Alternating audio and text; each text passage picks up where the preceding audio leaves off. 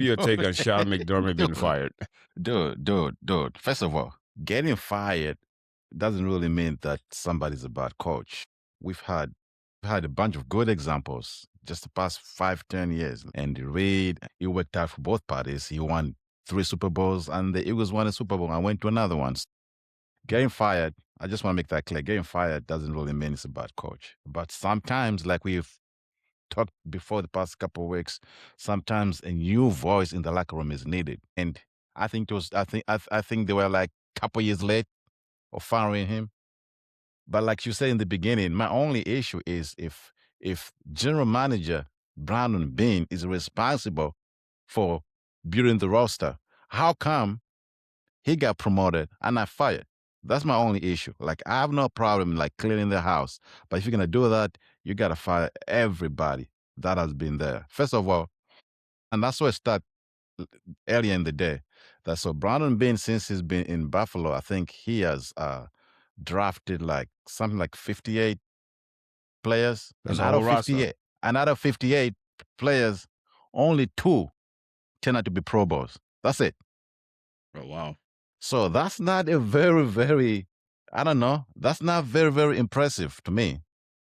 And now a couple players, I guess we're still waiting to see how they turn out to be. But so far, James Cook, right? Josh Allen, Mhm. those are Pro Bowl players. I guess Dawson Knox has been good. And Kincaid, you can argue, is getting there.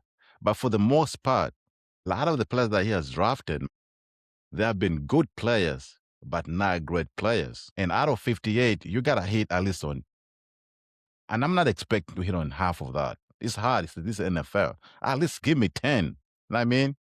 But Right. when you're going to fire the head coach, Sean McDermott, and then you leave the general manager still there, and then you promote him and give him a couple more titles, I'm like, what are we doing here? You know what I mean? And I think the problem so far is everybody have been watching the Philadelphia Eagles, that they fired Andy Reid and they win the Super Bowl. Well, that's a long time ago though. I That's like know, what, but almost a decade now, if I'm not I mistaken. can guarantee you that a couple of these teams that have made changes, a few of them, they'll regret. And I'm Right. talking about the Steelers, the Bills, the Ravens. Some of these teams, they're gonna regret making that decision. But I still think it was the right. I think it was the right decision to start over.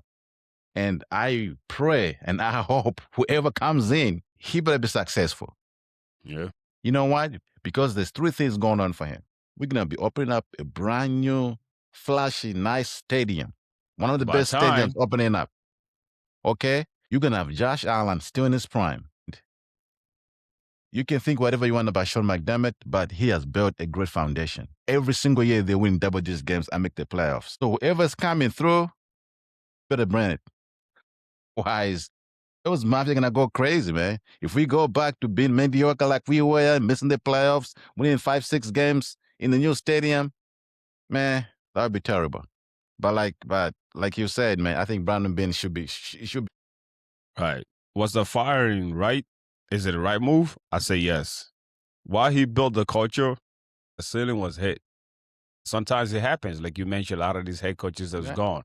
You look at Mike Tomlin. He's not gone because he's a bad coach. right. I think just need a new voice. You need a And new voice. Harbaugh, I wanted him to leave Baltimore all season, not He's because he's not a a bad bad coach, coach, right? because they need a new voice. Andy Reid wasn't a bad coach. Right. Talking about Sean, man, there's a 4-1 score playoff losses in 5 years. Prove the team need new and late game philosopher. Exactly. I was just sorry to interrupt you.